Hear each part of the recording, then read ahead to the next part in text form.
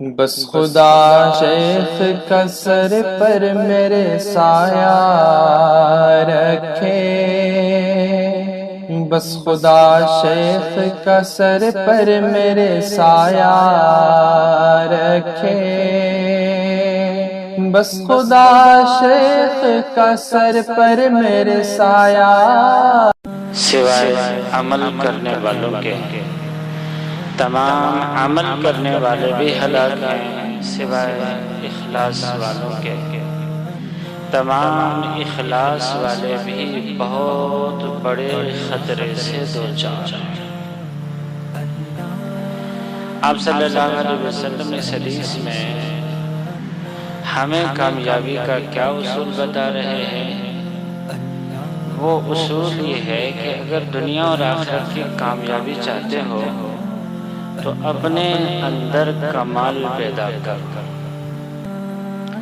جب تک اپنے اندر کمال نہیں ہوگا، باہر کے کمالات سے، باہر کی رونقوں سے، باہر کی تزئین و آرائش سے، باہر کی خوبصورتیوں سے انسان کبھی کامیاب نہیں ہو سکتا ہے۔ اپنے اندر کمال کیسے پیدا کرے؟ سب سے پہلے یہ ہے کہ اپنے اندر علم کا کمال پیدا کرے۔ جب تک ہمارے اندر علم نہیں آئے گا، ہمیں حلال و حرام کی تمیز نہیں ہوگی، ہمیں اچھے برے کی تمیز نہیں ہوگی، ہمیں نیکی اور ثواب کا پتہ نہیں ہوگا، ہمیں سنت اور بدعت میں تفریق نہیں ہوگی، ہمیں توحید اور شرک میں تمیز نہیں ہوگی، اس وقت تک کوئی انسان کامیاب عمل نہیں کر سکتا۔ مختصر طور سے میں عرض کر دوں کہ اپنے اندر کمال کے ساتھ ساری دنیا انتہائی خوبصورت ایک چمن کی طرح بنا دیا جائے اور کوئی انسان اپنی آنکھیں بند کر کے بیٹھ جائے تو اس کے سامنے تو اندھیرا ہی اندھیرا ہوگا، ساری دنیا کے چمنستان کی رونق، اس کی خوبصورتی، اس کی آرائش کا اسے کوئی فائدہ نہیں۔ ساری دنیا کو اچھی سے اچھی خوشبو کے ساتھ معطر کر دیا جائے اور کوئی انسان اپنی ناک کو بند کر کے بیٹھ جائے تو سب دنیا والے کہیں گے کہ یار بڑی اچھی خوشبو تھی، وہ کہے گا کہ مجھے تو پتہ ہی نہیں چلا۔ ساری دنیا میں انتہائی خوبصورت آواز میں قرآن کریم کی تلاوت ہو رہی ہو اور کوئی انسان اپنے کانوں کو بند کر کے بیٹھ جائے، سب دنیا والے کہیں کہ یار بڑی خوبصورت آواز میں بڑی اچھی تلاوت ہو گئی، وہ کہے گا کہ مجھے تو پتہ ہی نہیں چلا۔ ساری دنیا کے اندر روشنی چل رہی ہو، کسی کے دکان کے اندر بلب نہیں آن ہے تو اس دکان میں کبھی روشنی نہیں آ سکتی۔ جب تک ہمارے من کے اندر کمال نہیں ہوگا، اپنے اندر کوئی کمال نہیں ہوگا، باہر کے کمال کا ہمیں کوئی فائدہ نہیں۔ مشہور شعر ہے، کہتے ہیں کہ مسجد تو بنا لی شب بھر میں ایمان کی حرارت والوں نے، مسجد تو بنا لی شب بھر میں ایمان کی حرارت والوں نے، من اپنا پرانا پاپی تھا برسوں سے نمازی بننا سیکھا۔ آج گلی گلی محلے محلے میں مسجدیں آپ بناتے ہیں۔ جب تک اپنا من مسلمان نہ بنے گا، جب تک اپنا من نمازی نہیں بنے گا، مسجدوں کے ہونے سے کوئی فائدہ نہیں۔ نبی کریم صلی اللہ علیہ وسلم مکہ مکرمہ میں مبعوث ہوئے، آپ صلی اللہ علیہ وسلم کو اللہ تبارک و تعالیٰ کا اتنا قرب نصیب تھا کہ آپ صلی اللہ علیہ وسلم ذرا سی توجہ فرماتے تھے، اللہ تبارک و تعالیٰ دلوں کے حال کو بدل دیتے تھے۔ جن کے نصیب میں ہدایت ہوتی تھی، اللہ تبارک و تعالیٰ دور دور سے ان کو شمع رسالت کے قریب کر دیتے تھے۔ حضرت صہیب رضی اللہ تعالیٰ عنہ روم سے تشریف لائے حضور کی غلامی میں، حضرت بلال رضی اللہ تعالیٰ عنہ حبشے سے آئے، حضرت سلمان فارسی رضی اللہ تعالیٰ عنہ ایران سے تشریف لے گئے، اللہ تبارک و تعالیٰ نے جن کے سینوں کو نور سے بھرنا تھا، ایمان سے منور کرنا تھا، دور دور سے چلے آئے، لیکن ایک مکہ کے اندر حضور صلی اللہ علیہ وسلم کو پیدائش سے لے کر کے جوانی تک، ادھیڑ عمر تک 40 سال کی زندگی گزاری آپ صلی اللہ علیہ وسلم تک، آپ کے شب و روز کو انہوں نے دیکھا، ہدایت سے انہوں نے اپنے کانوں کو بند رکھا، ہدایت کو دیکھنے سے اپنی آنکھوں کو بند رکھا، پر ان کو ہدایت نصیب نہیں ہوئی۔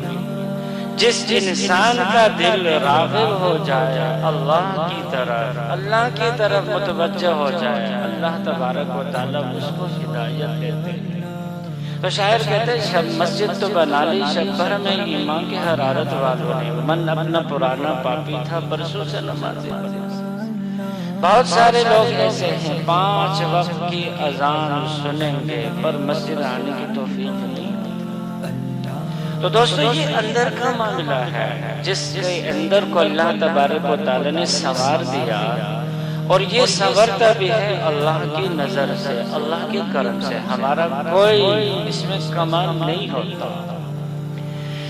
اللہ صحابہ کرام نے پوچھا یا رسول اللہ اس وقت جو ہم اعمال کر رہے ہیں کیا یہ پہلے سے تقدیر میں لکھا گیا ہے یا ہمارا مستقبل ہے جس کو ہم بنا رہے ہیں؟ آپ صلی اللہ علیہ وسلم نے فرمایا یہ پہلے سے تقدیر میں لکھا جا چکا ہے۔ کہنے لگے یا رسول اللہ پھر تو ایسا ہے ہم عمل کو چھوڑ دیں، بیٹھ جائیں، اپنے آپ کو تقدیر کے سپرد کر دیں، حوالے کر دیں، بس تقدیر میں جنت لکھی ہے جنت چلے جائیں گے، جہنم لکھی ہے جہنم چلے جائیں گے۔ آپ صلی اللہ علیہ وسلم نے فرمایا اعملوا فکل میسر لما خلق لہ، عمل کرتے رہو، اللہ نے جس کی پیدائش جس کی تخلیق جس کے لیے کی ہے وہ عمل کا رستہ اس کے لیے آسان ہے۔ آج ہم نماز پڑھنے کے لیے آتے ہیں، نماز پڑھنا ہمارے لیے آسان ہے، کیوں؟ اللہ تبارک و تعالی نے جنت لے کے جانا ہے تبھی نماز کو آسان کرتا ہے۔ کسی بھی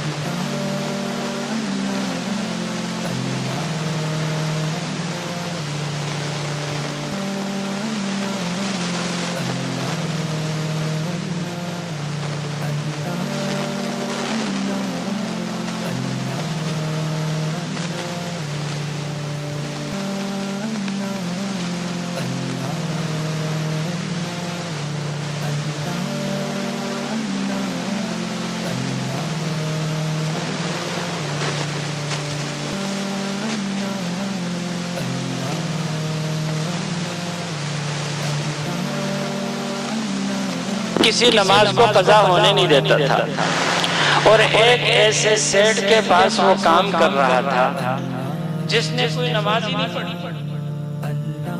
ایک دفعہ اس بوڑھے سیٹ نے اپنے ملازم کو اپنے ساتھ لیا، کہا کہ چلو مارکیٹ سے کوئی سودا خریدنا ہے، کہا کہ ساتھ چلوں گا پر نماز کا وقت ہو جائے اذان ہو جائے تو میں نماز پڑھوں گا، مجھ سے نماز سے نہیں روکے۔ کہنے لگے اچھا ٹھیک ہے، ساتھ چلے گئے۔ مارکیٹ میں جو کچھ سامان اس نے خریدا سارا اس کے اوپر لادا، واپس آتے ہوئے سامان لے کے آ رہے تھے، رستے میں مغرب کی اذان ہو گئی۔ مغرب کی اذان ہونے کے بعد کہنے لگے صاحب یہ آپ اپنا سامان پکڑیے، ان کے ساتھ رہیے، میں ذرا نماز پڑھوں۔ مسجد میں گئے، نماز پڑھ لی، جماعت کے ساتھ نماز پڑھ لی۔ نماز پڑھ لینے کے بعد اب وہ سیٹ جو ہے سیڑھی کے اوپر بیٹھ گئے ان کے انتظار کر رہا۔ جماعت کے ساتھ نماز سے فارغ ہو گئے، دعا اپنے اوراد سے فارغ ہوئے، پھر 2 رکعت سنتیں پڑھ لی۔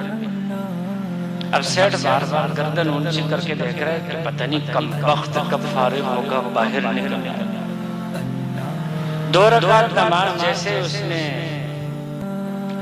سلام پھیرا تو سلام پھیرنے کے بعد سیٹ تو انتظار میں تھا، کہا کہ بھائی جلدی کرو۔ کہنے لگے صاحب نکلنے نہیں دے رہے۔ اللہ اکبر، 2 رکعت صلاۃ اوابین کی نیت بات، اور کوئی بات ہی نہیں تھی۔ وہ پھر انتظار میں کہ بھائی کون ہے یہاں، تو سارے نمازیں چلے گئے، کون اس کو روک رہا ہے؟ دوبارہ جیسے سلام پھیرا، کہنے لگے ارے جلدی کرو دیر ہو رہی ہے، کہنے لگے صاحب بول دیا نا نکلنی ہی نہیں دے رہے۔ پھر اللہ 2 رکعت اللہ 4 رکعتوں کا جب سلام پھیرا دوسرے 2 رکعتوں کے بعد، تو وہ تو بےتاب ہو گئے جیسے سانپ نے ان کو ڈس لیا ہو۔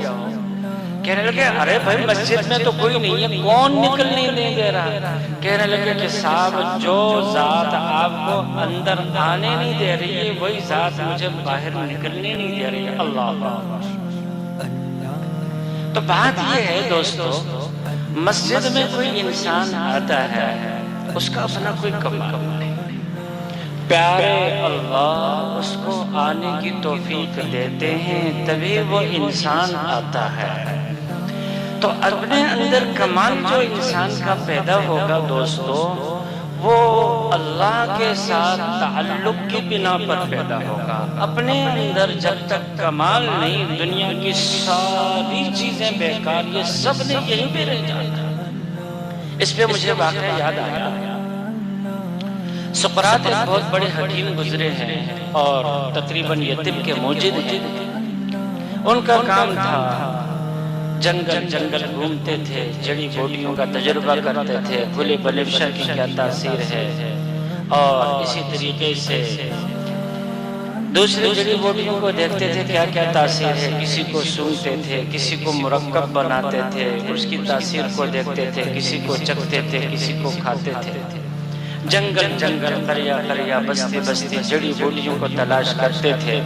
کئی دن اس تحقیق میں ان کے گزر جاتے تھے، پھر شہر آ جاتے تھے، لوگوں کا علاج کرتے تھے، لوگوں پہ ان کو آزماتے تھے۔ ایک دفعہ اسی طرح سے اپنی اس تحقیقی مشن سے واپس آئے، بہت تھکے ہوئے تھے، ایک دکان کے باہر بیٹھے بیٹھے سو اتفاق سے یہ سوئے ہوئے ہیں، بادشاہ کی سواری وہاں سے گزر رہی ہے، آگے نقارے والے ہیں، چوبدار ہیں، فوجی ہیں، پولیس والے ہیں، سیکورٹی والے ہیں۔ آج کل کے زمانے میں تو تیز رفتار گاڑیاں چل رہی ہوتی ہے، آگے ہولڈر بج رہا ہوتا ہے، شو سے گئے، شو میں پہنچ گئے، پتہ ہی نہیں چلتا۔ اس زمانے میں ہاتھیوں کی سواری ہوتی تھی، گھوڑوں کی سواریاں ہوتی تھی، ایک قافلہ جا رہا ہوتا تھا۔ تو وہ سقراط سوئے ہوئے ہیں، بادشاہ کی سواری جیسے وہاں سے گزرنے لگی تو بادشاہ کی نظر پڑی کہ ایک انسان یہاں ان کے قافلے کی طرف پیر لمبے کر کے دنیا و ما فیہا سے بے خبر سو۔ اسے بڑا دہشت آیا اور اسی غصے میں وہ اپنی سواری سے نیچے اترا اور اتر کر کے زور سے ایک لات ماری، کہا کہ اوے بدتمیز، تجھے تمیز نہیں ہے، میری سواری میرا قافلہ یہاں سے گزر رہا ہے اور تو ٹانگیں لمبی کر کے سو رہے، اٹھ اٹھ۔ جیسے اس نے لات ماری تو آنکھ کھلی نیند سے بیدار ہو گئے، لیکن جیسے انسان گہری نیند سے بیدار ہو رہا ہوتا ہے تو آنکھیں موند لگتا ہے۔ دوبارہ چنگھاڑا، کہنے لگے ارے میرے کو جانتا نہیں، سویا ہوا تو آنکھیں ایسے ملتے ملتے کہنے لگے صاحب یہی تو جاننے کی کوشش کر رہا ہوں کہ آپ کون ہیں۔ ابھی تک جو میرا دماغ کام کر رہا ہے، آپ کسی جنگل کے جانور اور درندہ لگا رہے ہیں کہ درندے کسی بھی چیز کو جب ٹٹولتے ہیں تو اس کو کیا نام ہے لات سے ٹٹولتے ہیں اور چنگھاڑ دیتے ہیں۔ کہنے لگا بڑا بدتمیز ہے، پہلے تو ٹانگیں لمبی تھی اب زبان بھی لمبی ہو گئی۔ کہا کہ ارے میں بادشاہ ہوں، بادشاہ دیکھ میری اتنی فوج ہے، میرے پاس اتنے قلعے ہیں، میرے پاس اتنے ممالک ہیں، سر پہ میرا تاج سجا ہوا ہے، جسم پہ میرا شاہی جبہ پہنا ہوا ہے، میرے کو جانتا نہیں۔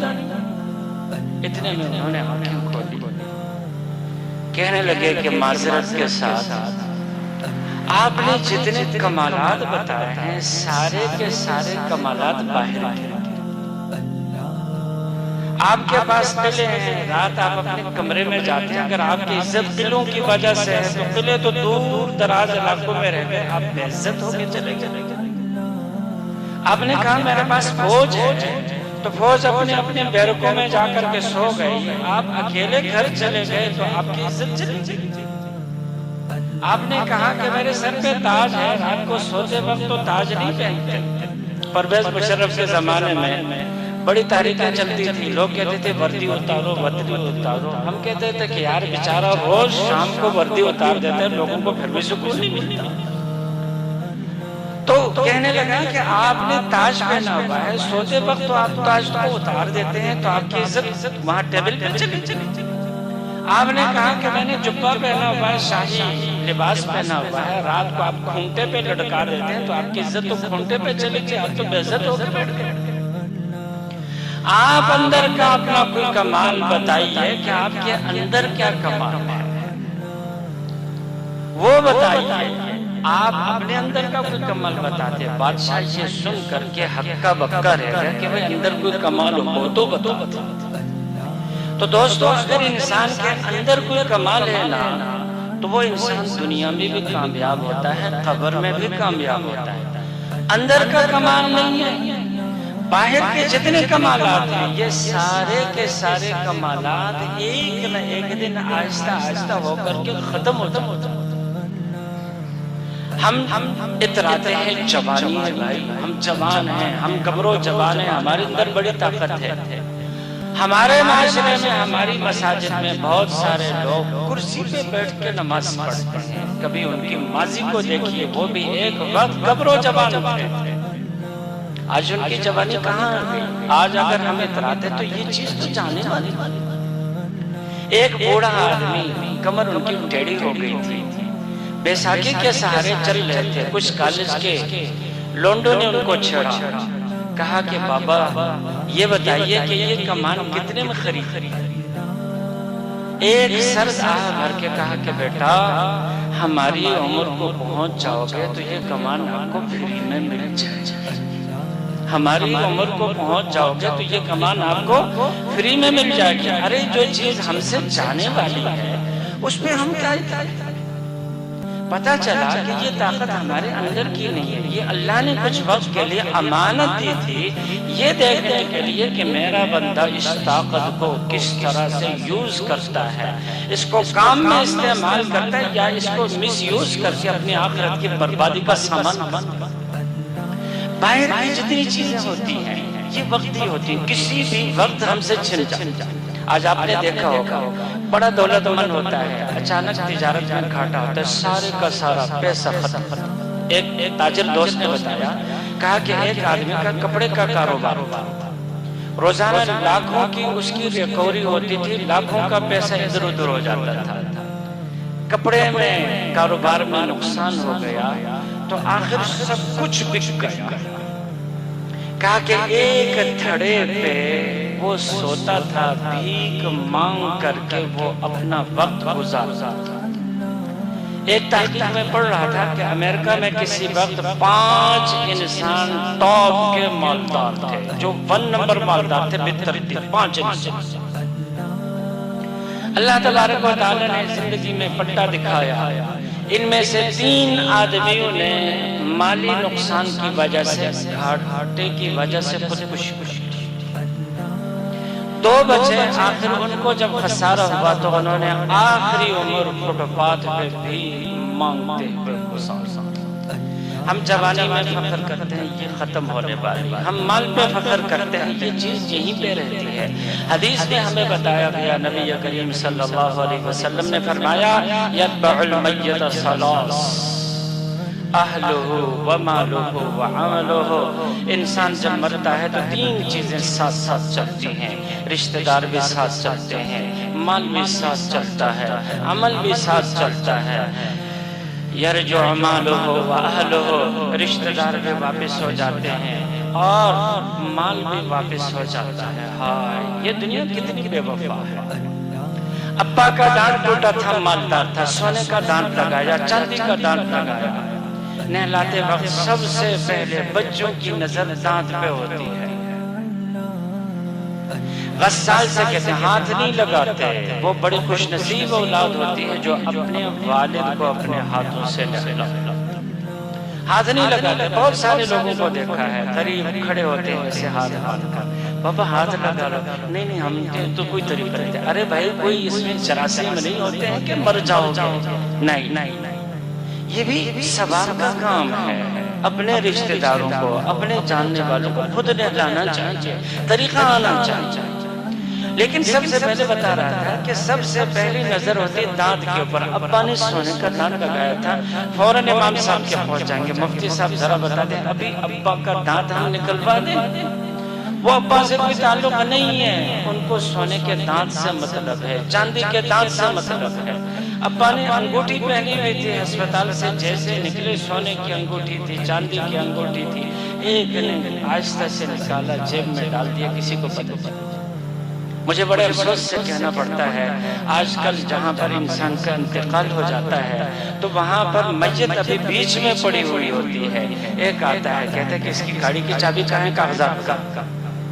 دوسرا رشتہ دار آتا ہے کہتا ہے کہ اس کے مکان کے کاغذات کہاں ہیں۔ تیسرا آتا ہے کہتا ہے دکان کے کاغذات کہاں ہیں۔ ابھی میت بیچ میں پڑی ہوئی ہے، غسال کا انتظار ہو رہا ہے، جنازے کا انتظار ہو رہا ہے، پہلے سے ہر ایک بٹورنے میں لگا ہوا، بٹور۔ آقا فرماتے ہیں کہ میت کے ساتھ تین چیزیں جاتی ہیں، رشتہ دار بھی پیچھے رہ گئے، مال بھی پیچھے رہ گئے، وَيَبْقَى عَمَلُهُ، ایک چیز اس کے ساتھ ہوتی ہے وہ ہے اس کا عمل۔ تو میں عرض کر رہا تھا باہر کی چیز جتنے کے مال ہے سب سے باہر یہی رہنا ہے، جوانی ہے یہیں پہ رہنا ہے، ساری چیزیں رہتی ہیں، باہر کی چیزیں ہم سے چھن جاتی ہیں۔ جو باہر کی چیز وہ کمال کی نہیں ہے، وہ کسی کو چھن جاتی ہیں۔ آج ہم سنتے ہیں بینک سے پیسے نکالا تھا، رستے سے گن کے پوائنٹ پہ پیسے چھن گئے، دکان سے زیور لے کر کے آ رہے تھے، گن پوائنٹ پہ وہ چھن گیا، باہر کی چیز چھن جاتی ہے۔ علامہ سیبوی رحمہ اللہ نحو کے امام گزرے ہیں، اس زمانے میں کیا تھا، جو کچھ استاد سے پڑھتے تھے وہ لکھتے تھے۔ علامہ سیبوی رحمہ اللہ نے نحو کے بہت سارے اصول اپنے استادوں سے سن کر کے لکھا، اتنے کاغذوں کا ایک پلندہ بندہ ایک کپڑے میں اس کو لپیٹا ہوا تھا، اپنے گھر میں رکھا ہوا، جس کپڑے میں اس نے اپنا علم لپیٹا تھا اسی کپڑے کے دوسرے پلو سے کچھ روٹیاں تھی، اس نے وہ روٹیاں بھی باندھ رکھی تھی۔ ایک کتا کہیں سے آیا، روٹیوں کی خوشبو سونگھ کر کے وہ ساری روٹیوں کا جو پلہ تھا اس کو پکڑا اور پکڑ کر کے بھاگ، اور جہاں سے بھاگ رہا تھا بازار تھا، آگے آگے کتا پیچھے پیچھے سیبوی بھاگ رہا تھا۔ لوگوں نے کہا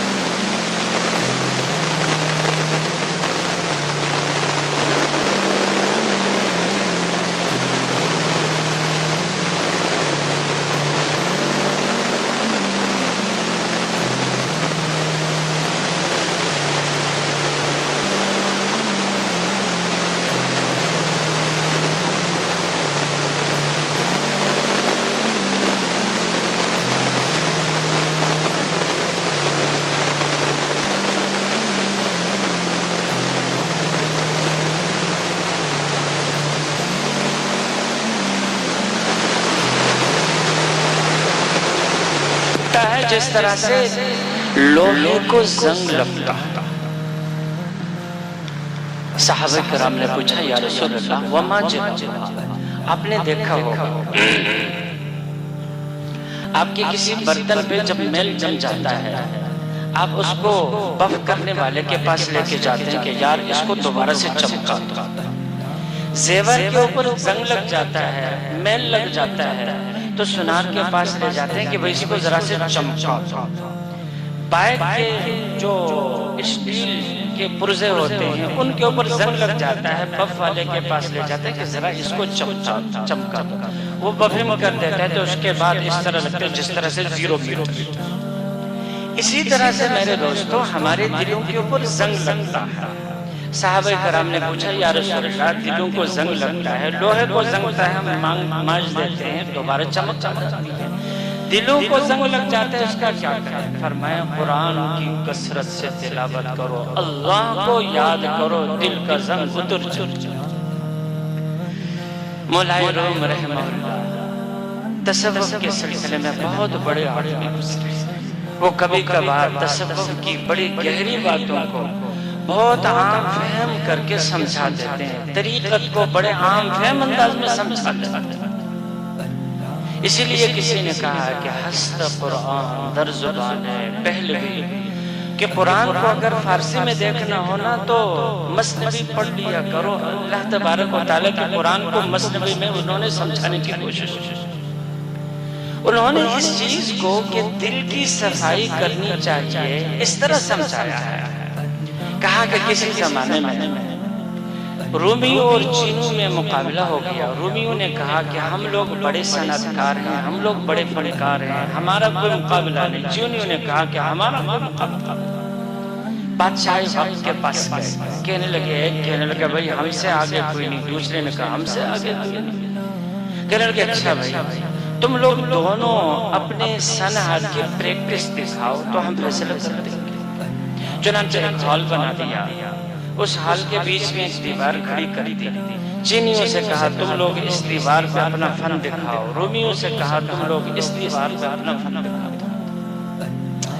دونوں نے اپنی دیواروں پہ محنت کر لی۔ چینیوں نے ایسا کیا جو دیوار ان کو دی گئی تھی اس پہ انتہائی خوبصورت پھول بنائے، جس کو دیکھنے کے بعد انسان کو ایسا لگتا تھا جیسے وہ ایک انتہائی خوبصورت چمن میں بیٹھا۔ رومیوں نے اپنی دیوار پہ محنت کی، محنت کر کے کوئی پھول بوٹے نہیں بنائے، کوئی چیز نہیں بنائی، اس کو اتنا چمکایا کہ وہ آئینہ بن گیا۔ اور آئینہ بننے کے بعد کوئی چیز بھی سامنے ہوتی تھی تو اس کی چمک کی وجہ سے وہ چیز دکھتی تھی۔ دونوں نے جب اپنا ہنر مکمل کیا تو بادشاہ سے کہا کہ ہم نے اپنا کمال دکھایا ہے، اب آپ آ کر کے فیصلہ کر دیجیے۔ بادشاہ نے کہا کہ پہلے بیچ میں سے دیوار کو ہٹاؤ۔ چینیوں کے فن کو دیکھا تو بہت ہی اس کو مزہ آیا، کہا کہ یار بڑا کمال کر دکھایا، دیوار کو دیکھ کے ایسا لگتا ہے کہ جیسے واقعی میں کسی چمن میں پہنچ چکا ہوں، انتہائی خوبصورت چمن۔ پھر رومیوں کے دیوار کو دیکھا تو دیکھنے کے بعد وہ تو ہکا بکا رہ گیا۔ انہوں نے آئینہ بنایا تھا تو اس آئینے میں چینیوں کی پورا چمنستان کو اس نے اپنے اندر لے لیا، اس میں وہ سارے پھول بوٹے بھی نظر آ رہے ہیں اور اس کے ساتھ ساتھ ایک اضافی شائننگ بھی اس میں ہے، ایک چمک بھی اس کے اندر ہے۔ تو بادشاہ نے کہا کہ رومی اپنے فن میں زیادہ ماہر ہیں، کمال رکھتے ہیں چینیوں کے مقابلے میں۔ رومی جیت گئے چینیوں سے۔ مولا روم رحمہ اللہ فرماتے ہیں میرے دوست تم بھی اپنے دل کے اوپر اتنی محنت کرو اللہ کی یاد کے ساتھ کہ تمہارا دل چمکنے لگ جائے۔ تم یہاں پہ بیٹھے ہو، عرش کے انوارات کی تجلیاں تمہارے دل کے اوپر آنا شروع ہو جائے۔ اپنے دل کے اوپر ایسی آج دنیا کی چیزوں کی ہمیں قدر ہے، ہمارے پاس وقت نہیں ہے تو بیٹھ کے اللہ کی عبادت کے لیے، اللہ کو یاد کرنے کے لیے ساری دنیا میں محنت ہو رہی ہے دنیا کی چیزوں پہ۔ پیغمبر صرف ایک محنت کے لیے آئے تھے، دلوں پر محنت کرنے کے لیے کہ ان دلوں کو چمکاؤ، ان دلوں کا تعلق اللہ کے ساتھ جوڑ دو۔ اس زمانے میں موبائل نہیں تھا، فون نہیں تھا، وائرلیس سسٹم نہیں تھا۔ وہ کون سی طاقت تھی کہ حضرت فاروق اعظم رضی اللہ تعالیٰ عنہ مسجد نبوی کے ممبر پہ کھڑے ہو کر کے آواز دے رہے تھے، یا ساریہ الجبل، ساریہ پہاڑ کی طرف چلو۔ ایران میں وہاں پر ان کا کمانڈر ان کی آواز کو سن کر کے پہاڑ کا رخ کرتے تھے۔ یہ روحانی طاقت تھی، اللہ کے ساتھ ان کا تعلق جڑا ہوا تھا۔ اللہ تبارک و تعالیٰ نے ساری چیزوں کو مسخر کر دیا تھا۔ سلیمان علیہ السلام کے پاس کون سے جہاز تھے جو ہواؤں پہ اڑ رہے تھے؟ اللہ سے اتنا سا بول دیا، رب حب لی ملکا لا ینبغی لأحد، مولا میرے کو حکومت دیں تو ایسی دیں کہ کسی کو ایسی حکومت نہ ملے۔ اللہ نے ساری کائنات ان کے لیے مسخر کر دی۔ ایک آخری بات بتا کر کے میں ختم کر دیتا ہوں۔ محمد غوث گوالیاری رحمہ اللہ ایک بزرگ گزرے ہیں۔ یہ عملیات کی لائن میں انہوں نے 12 سے 13 سال جنگلوں میں چلے کرتے، دن کو روزہ رکھتے تھے، رات کو چلے کرتے تھے، لاکھوں میں اللہ کے ناموں کا ورد کیا اور بے شمار جنات کو موکلوں کو قابو کیا۔ ایک بار اپنے جنات سے کہنے لگے کہ اس علاقے میں کوئی اللہ والا آ جائے تو مجھے بتا دینا، میں ان کی خدمت میں جانا چاہتا ہوں۔ تو ان کے جنات میں ایک دفعہ چلے میں بیٹھے ہوئے کہنے لگے کہ یہاں پر ایک اللہ والے آ گئے۔ تو کہا کہ اچھا یار، میں تو اس وقت چلے میں ہوں، مریخ کو مسخر کر رہا ہوں، تو تم لوگ اس طرح کرو، ان کو پکڑ کر میرے پاس لے کے آؤ، میں چلے سے نہیں جا سکتا۔ تہجد کا ٹائم تھا، ان کے جنات اللہ والے کے پاس پہنچ گئے۔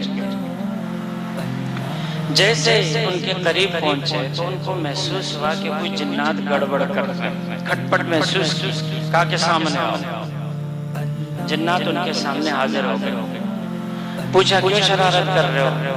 کہنے لگے کہ وہ محمد غوث صاحب نے بھیجا ہے۔ پوچھا کیوں بھیجا ہے؟ کہنے لگے انہوں نے ہمیں کہا تھا کہ اللہ والا آ جائے تو ہمیں بتا دینا، ہم نے ان کو بتا دیا، وہ آپ کی زیارت کرنا چاہتے تھے۔ تو انہوں نے کہا کہ بھائی میں تو چلے میں ہوں، اس لیے ان کو پکڑ کے میرے پاس لے کے آؤ، اس لیے ہم آپ کو لینے کے لیے آئے۔ کہنے لگے اچھا وہ اتنے بڑے ہو گئے، تم میرے کو پکڑ کے ان کے پاس لے کے جاؤ گے؟ اللہ والوں کے پاس جانا چاہتا ہے، ان کو دیکھنا چاہتا ہے، پر جانے کی توفیق نہیں مل رہی، چلو ان کو پکڑ کے لے آؤ۔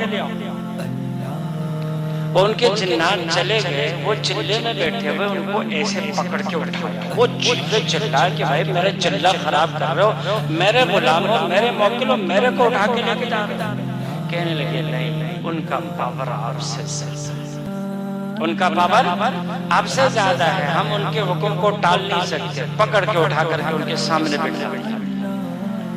حضرت نے ان سے اتنا کہا، فرمایا کہ بھائی اللہ کی مخلوق کو غلام بنا کر ان سے خدمت لینا کوئی کمال نہیں ہے۔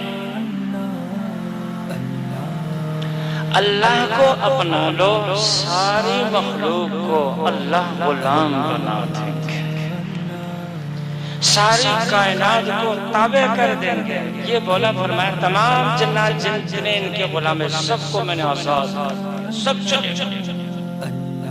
کہا کہ میرے پاس بیٹھو، اللہ اللہ کرنا سیکھو۔ محمد غوث گوالیاری رحمہ اللہ فرماتے ہیں، ان کی کتاب ہے جواہر خمسہ کے نام سے، کسی کو شوق خود دیکھ لینا۔ فرماتے ہیں حضرت نے جو مجھے رستے پہ ڈال دیا، میں سمجھ رہا تھا میں بہت بڑا ہوں، لیکن حضرت نے مجھے فرش سے اٹھا کر کے عرش پہ بٹھا دیا۔ یقین جانیے جس کو اللہ اپنی یاد کی توفیق دے دیتے ہیں اس سے بڑا کوئی انسان۔ اس لیے یہ جو تصوف والے لوگ ہوتے ہیں نا، فقیر لوگ، کیا بولتے ہیں؟ کہتے ہیں بھائی ہمیں نہ مال چاہیے نہ جان چاہیے، جہاں پر بھی رہو خدا آپ کو خوش رکھے، بس ایک کام کر لو، دل سے اپنے اللہ کو یاد کرو، بیٹھ کر کے دل سے اللہ کو یاد کرو، بھئی یہ دل کس نے پیدا کیا ہے؟ اللہ نے۔ ہائے دل اللہ نے دے دیا ہے، یہ دل اللہ کے لیے ہونا چاہیے۔ میں عموماً عرض کرتا ہوں جسم کے باقی اعضاء اللہ نے دو دو بنا دیے۔ ہاتھ کتنے ہیں؟ دو۔ آنکھیں کتنی ہیں؟ دو۔ نتنے کتنے ہیں؟ دو۔ جبڑے کتنے ہیں؟ دو۔ گردے کتنے ہیں؟ دو۔ پھیپھڑے دو۔ دل کو ایک بنایا ہے۔ دنیا میں کوئی انسان ایسا دکھائیے جس کا دل دو۔ ما جعل اللہ لرجل من قلبین فی جوفہ، اللہ فرماتے ہیں کسی انسان کے پہلو میں ہم نے دو دل نہیں بنا، اور کائنات میں اللہ ایک ہے، بندے کے دل میں ایک دل ایک، اس دل میں کچھ نہ کچھ چیز میں آنا، فارسی میں کہتے ہیں خالی جائرہ یومی گیرت، خالی جگہ پر جنات کا بسیرا ہوتا ہے۔ اس دل میں کسی نے چیز نے آنا ہے، یا تو اللہ کی محبت یا تو دنیا کی محبت۔ اب اگر ہم دنیا کے کاموں کی طرف زیادہ 24 گھنٹے متوجہ رہیں گے تو دنیا کی محبت آئے، اگر اس دل سے اللہ کو یاد کرنا شروع کر دیں گے تو اللہ کی محبت آئے۔ دنیا یہیں پہ رہے گی، اس کی محبت نے یہیں پہ رہنا ہے۔ جس کے دل میں اللہ کی محبت آ گئی، دنیا بھی اس کے پیچھے پیچھے آ گئی۔ ایک چیز یاد رکھیں، انسان سمجھتا ہے کہ یار اللہ اللہ کر دے گی دنیا ساری چلی جائے گی۔ بادشاہ اگر کسی کے قبضے میں آتا ہے تو اس کا سارا خزانہ آ جاتا ہے۔ آپ نے دیکھا ہوگا یہ جو شہد کی مکھیاں ہوتی ہیں نا، شہد کی مکھیاں ہزاروں میں ہوتی ہیں۔ اب ذرا سا کتابوں کو دیکھیں گے آپ کو پتہ چلے گا کہ ہندوستان میں پرانے زمانے میں لوگ اپنی بچیوں کی بیاہ کرتے تھے تو اپنی بچیوں کو جہیز میں مکھیاں دیتے تھے۔ کوئی انسان 5 مکھیاں دیتا تھا، کوئی 6۔ جو انسان جتنی زیادہ مکھیاں دیتا تھا تو اس انسان کی زیادہ تعریف ہوتی تھی کہ یار اس نے اپنے بچے کو بڑا جہیز دے دیا۔ وہ مکھیاں نہیں ہوتی تھی، ملکائیں ہوتی تھی۔ شہد کی جو مکھیاں ہوتی ہیں اگر آپ تحقیق کریں گے آپ کو پتہ چلے گا ان مکھیوں میں ایک ملکہ ہوتی ہے۔ جہاں وہ ملکہ جا کر کے بیٹھ جائے، ہزاروں مکھیاں کہیں پر بھی ہوں گی اس ملکے کے ارد گرد آ جائے۔ جو انسان 5 مکھیاں دیتا تھا تو وہ 5 ملکائیں دیتا تھا، تو وہ شہد کے 5-6 چھتے ان کے پاس بن جاتے تھے۔ تو ملکہ جہاں پہ گئی ساری کی ساری مکھیاں اس کے پیچھے۔ جس کے دل میں اللہ آ گیا ساری دنیا اس کے پیچھے آ جاتی۔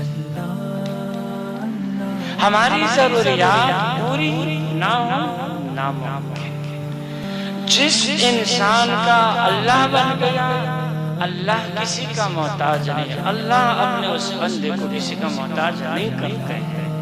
اس لیے بس ہماری صرف سوچ کی ضرورت ہے، اپنے سوچ کے پہلو کو بدلیں، اپنے اوقات میں سے کچھ وقت نکالیں۔ اس وقت میں کیا ہو، نہ بیوی بیچ میں آئے، نہ بچے بیچ میں آئے، نہ دکان بیچ میں آئے، نہ بزنس بیچ میں آ جائے، نہ کاروبار بیچ میں آ جائے، نہ نوکری بیچ میں آ جائے۔ اس وقت میں صرف ہم اور ہمارا اللہ کچھ دیر کے لیے بیٹھ کے دل سے کریں اللہ اللہ اللہ اللہ۔ جتنا زیادہ ہم اللہ کو یاد کریں گے اتنی زیادہ اللہ کی محبت ہمارے دل میں آئے۔ اللہ تبارک و تعالیٰ ہم سب کو اپنے رب کی یاد نصیب فرمائے۔ اب حضرت صاحب کچھ نصیحت فرمائیں گے، ان کی نصیحت کو غور سے سنیں۔ اللہ تعالیٰ ہم سب کو اپنی پیاری محبت نصیب فرمائے اور اللہ والوں کی محبت نصیب فرمائے۔